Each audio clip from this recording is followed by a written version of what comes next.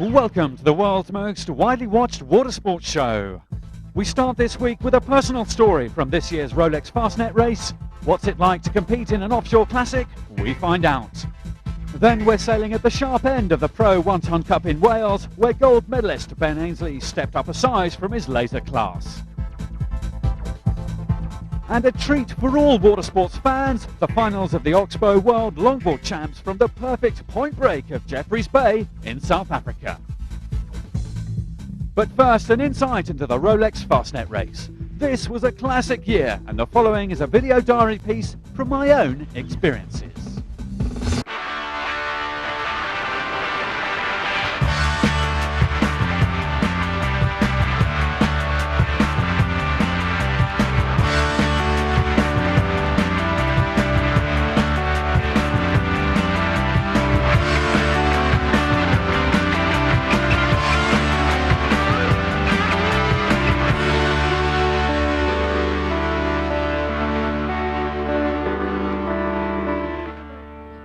The Fastnet is the granddaddy of all ocean races. Set up in 1928 and held every 2 years, it's like the Wimbledon of racing, a unique, prestigious classic.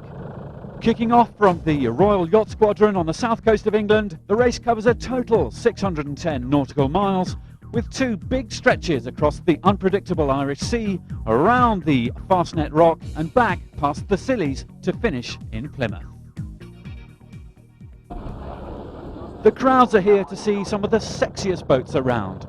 Pindar is the famous 60-foot try formerly known as the Kota and now sailed by Emma Richards and her Finnish co-skipper Mickey von Koskel. The main attraction though is Stealth, a new 92-foot black sloop owned by the Italian motor magnate Giovanni Agnelli. Built mostly from carbon with no expense spared, boats don't come much sleeker or quicker than this. Representing the solo round-the-world Open 60s is Whirlpool, skippered by French star Catherine Chabot.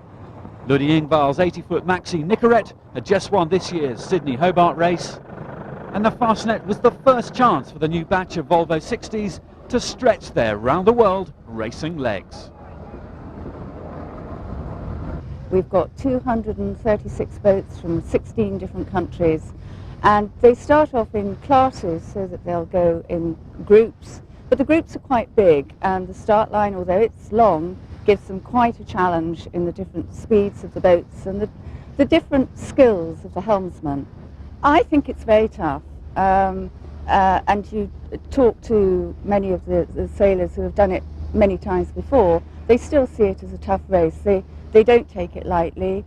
We as event organisers don't take it lightly, in terms of we require certain training. For example, you would have at least 2 people on each boat who have had first aid training, at least 2 people that have had training in life rafts. So it's all taken very seriously. Most of the Fastnet entries are keen amateurs, which is where I come in. I raced with a charter crew aboard Spirit of Diana, one of 4 identical 65-foot Far boats. Although we were racing for a good position in our class, we were more interested in thrashing each other. Among our opposition was the Joint Services team aboard Spirit of Minerva. Under professional skipper Ross Daniels, this group of officers had just finished a long training course, so they were a team to reckon with. But our number 1 rival was Spirit of Diana under Alex Thompson. At 25, Alex was the youngest skipper to win a round-the-world race, the Clipper 98, and his crew were seasoned racers from the same club. It was an exciting, adrenaline-pumping start in Class 0, and my moment of glory on the helm.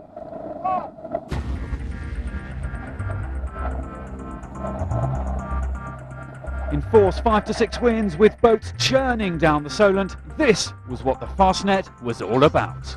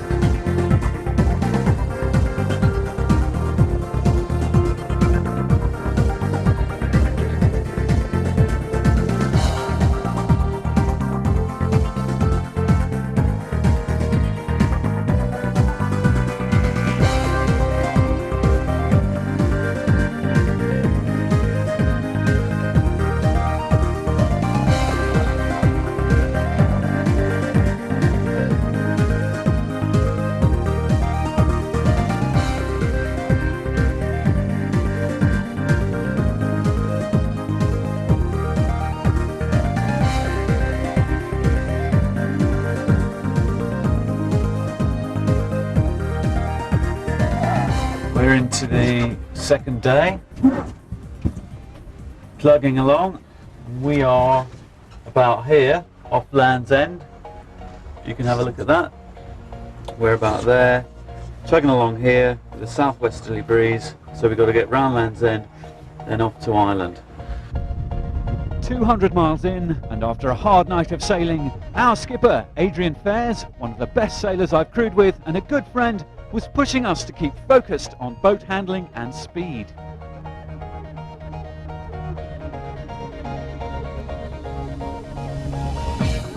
Our two main rivals were within sight, and we wrestled for position all the way down the south coast. Offshore racing like this is a mix of physical boat handling and tactical chess-like manoeuvring to outfox the opposition. As a navigator, I love it. This was my fourth Fastnet and Adrian's, and we'd spent hours planning our strategies along the course. We're about 8 miles from the Lizard Point. We've got to put one more attack in to clear it. The situation at the moment is we've raced about 200 miles from Cowes. We have 2 boats to leeward. The first one, which is the closest one to us, is Spiritual Diana.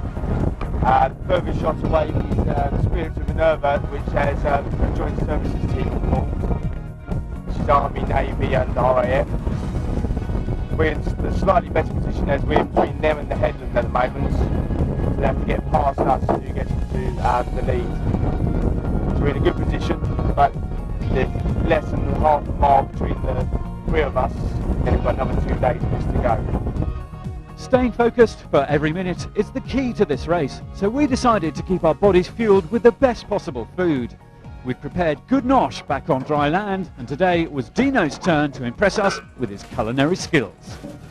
I'm cooking a Thai curry for the crew tonight, and I prepared it before we came, and so warming up, and a bit of rice, which is going to be popped in there soon. Hopefully preparing a delicious dinner for everyone. But I'm a star! I have to prepare myself. While our competitors munched on disgusting freeze-dried mulch, we enjoyed Dino's 5-star curry, which was superb. We'll be back with the Fastnet after the break, plus we've some sizzling surfing to come. Don't go away.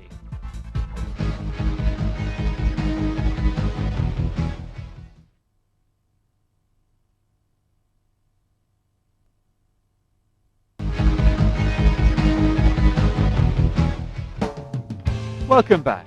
We raced within sight of Spirit of Diana all the way to the Fastnet Rock, but Alex Thompson and his team had just pipped us to this ominous landmark. It was fair play by Alex and his crew. They'd worked ceaselessly through the night to get the better of us. In the previous Fastnet, Adrian and I had been in the same position, winning our class to the Rock, and we'd felt pretty good about it. But we learned the tough way that unless you redouble your efforts here, you can let your lead slip away to a more determined crew. It was now our job to take on that role and focus on overtaking Spirit of Diana.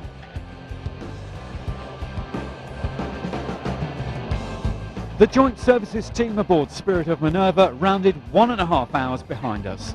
For every crew in the Fastnet, rounding the Rock is a big achievement, particularly for the first time, and our military friends were celebrating in style.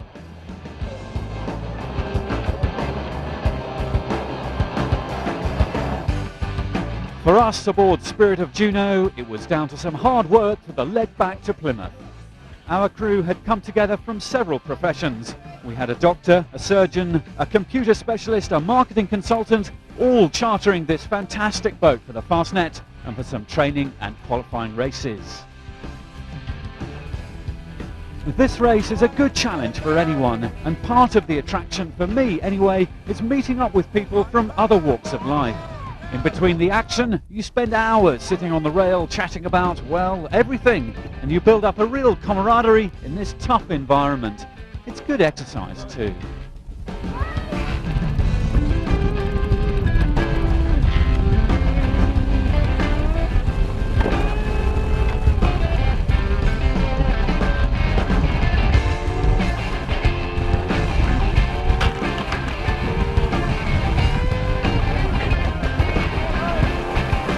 2.5 days in and people are getting tired.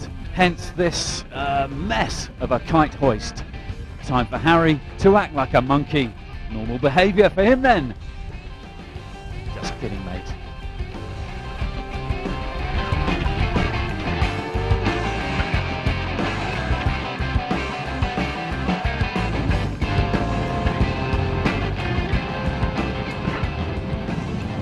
Still wearing the same clothes for the last 3 days. Everything is absolutely soaking wet, inside and out, but not long to go now. Bishop Rock on the western edge of the Scilly Isles is the last mark of the course, and it signals the final slog to Plymouth. We discovered that during the night we'd overtaken Spirit of Diana, which was great news. We were tired, but happy to be ahead.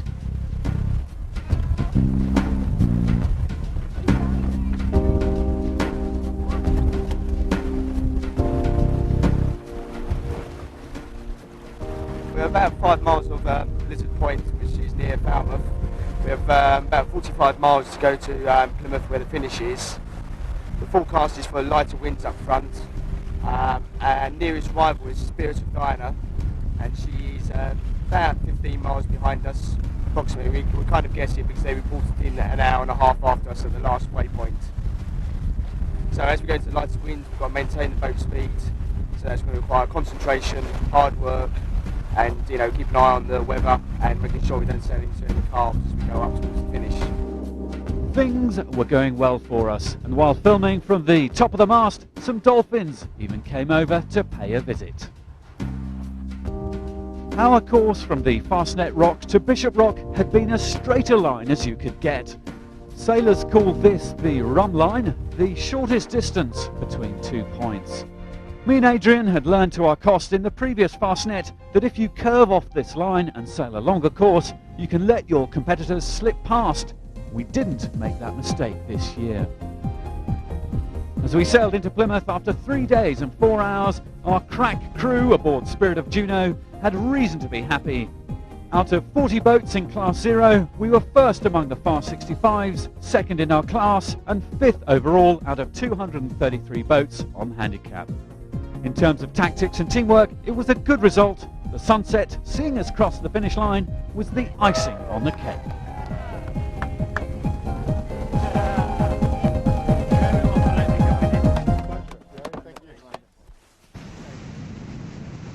So that was the Fastnet for me and my teammates. It was a corker. We'll have the overall story of the Rolex Fastnet coming soon on this show.